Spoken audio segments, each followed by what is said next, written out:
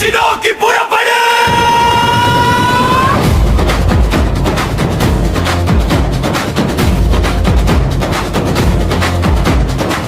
காலம் மாறுது, காற்று மாறுது, களம் மாறுது தமிழா.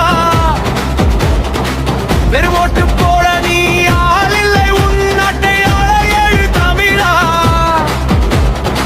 பிப்ரவரி 21 நம் பெருமை பேசும் ஒரு நன்று. திருச்சி மண்ணில் சங்கமிப்போம், இனி திரும்பி பார்க்க செய்திடுவோம்.